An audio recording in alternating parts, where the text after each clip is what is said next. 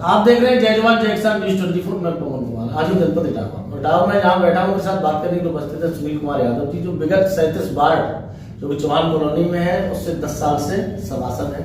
5 साल निर्दलीय के रूप में ये सभासद रहे और उसके बाद समाजवादी पार्टी ने इनको मौका दिया और अब ये फिर मैदान में है, ताल ठोंक रहे हैं और जनता के बीच में है। जानने का प्रयास करूंगा क्या क्या नीतियां हैं, किन मुद्दों को लेकर ये जनता के बीच में जा रहे हैं। सबसे पहले सर स्वागत है आपका हमारे चैनल। बहुत बहुत धन्यवाद आपका। सर, आप 10 साल से आपको यहाँ की जनता ने मौका दिया।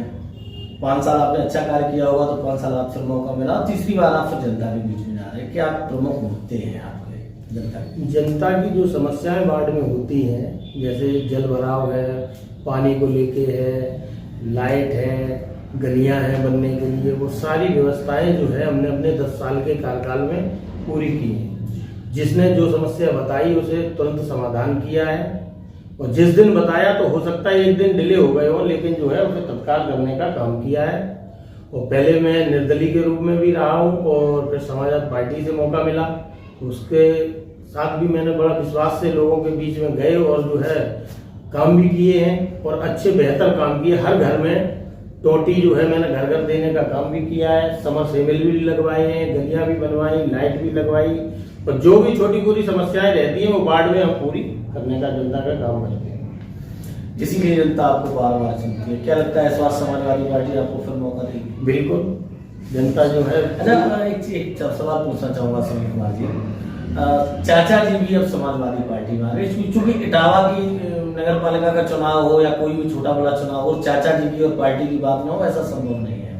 कितना मजबूती से इस बार, क्योंकि पिछली बार जब आपने सभासद दिए तो चाचा अलग थे, इस बार चाचा भी साथ आ गए, तो कितनी मजबूत स्थिति है? आदरणीय चाचा जी जो साथ में आए हैं उससे समाजवादी पार्टी बहुत ताकत में आ गई है। उसका रिजल्ट आपको मैनपुरी लोकसभा में देखने को मिला है और जो है चाचा के आने से हम समझते हैं अब कहीं किसी से कोई लड़ाई नहीं रहेगी।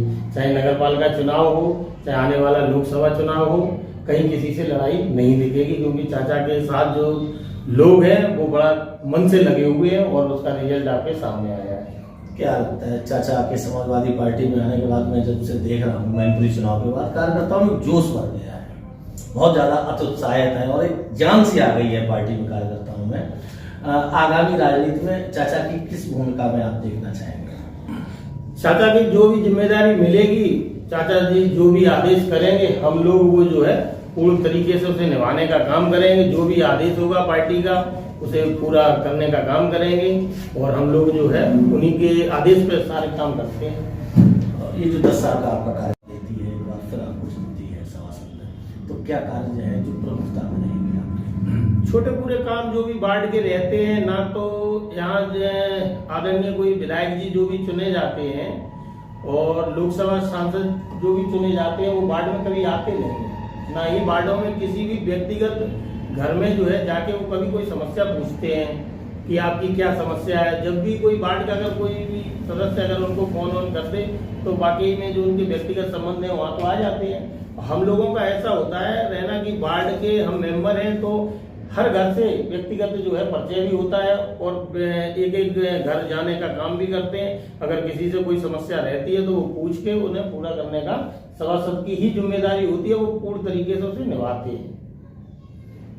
अभी जो आपके चेयरमैन है, चेयरमैन समाजवादी पार्टी के पास में थी, तुम्हारे चेयरमैन भी 5 साल से लापता रहे। जो जनता ने उम्मीद की थी वो विकास कार्य समाजवादी पार्टी के चेयरमैन द्वारा नहीं कराए गए और जनता काफी नाखुश दिखती है जब भी मैं जाता हूँ इटावा शहर में। इस बार चूंकि सीट ओबीसी हो गई है तो जाहिर सी बात है प्रत्याशी भी चेंज होगा, लेकिन जनता को कैसे समझाएंगे, कैसे भरोसा दिलाएंगे, क्योंकि लगातार नगर पालिका पर समाजवादी पार्टी का कब्जा विगत कई वर्षों से रहा है।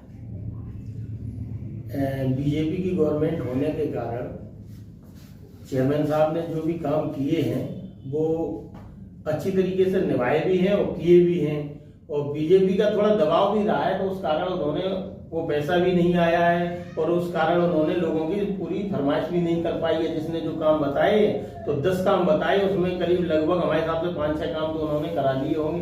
बाकी जो है पार्टी के लोग उन्हें काम नहीं करने देते, इतना दबाव रखते हैं। अभी करीब 6 महीने से बराबर टेंडर जो लग रहे हैं काम होने के, उन्हें कम से कम 10 बार उन्हें कैंसिल करा दिया गया है। भारतीय जनता पार्टी जी कुछ ठेकेदारों ने कराए, कुछ भारतीय जनता पार्टी के कार्यकर्ताओं द्वारा कराए गए, तो वो सारे काम अधूरे डले हुए हैं।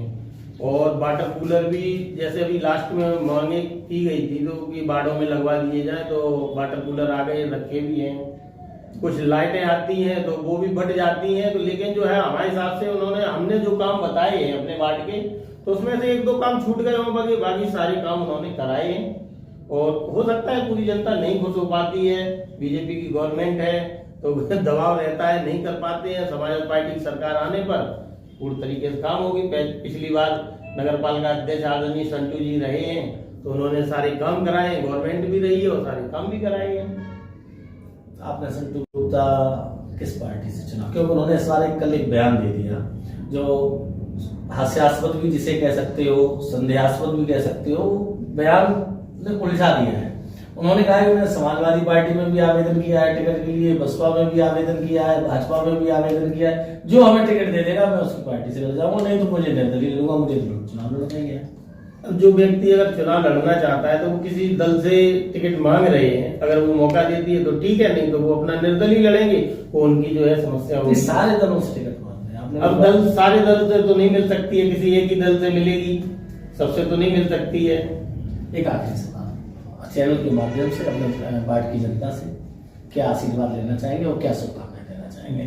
वार्ड की जनता से हम जो है तीसरा मेरा कार्यकाल होगा और वार्ड की जनता से हम पुनः आशीर्वाद चाहेंगे, बड़े बुजुर्गों के चरणों से नमन करके कि जो है हमें जो है तीसरी बार मौका दें और जो भी समस्याएं होंगी वो वार्ड की हम पूर्ण तरीके से निभाएंगे। बहुत बहुत धन्यवाद सर। सुनील जी तो आप देखते हैं के साथ बात करने के लिए उपस्थित थे सुनील यादव जी, क्योंकि भूरे के नाम से जाने जाते हैं और ये अपने वार्ड नंबर 37 से लगातार 10 साल से सभासद है। आगे भी उम्मीद करते हैं, आशा करते हैं अपने काम की दम पर के इनकी क्षेत्रीय जनता इन्हें दोबारा मौका देगी और ये जो भी काम छूट गया उसको बखूबी दोबारा कराने का प्रयास करेगी। मैं भी अपने चैनल के माध्यम से बहुत बहुत शुभकामनाएं बधाई देता हूँ।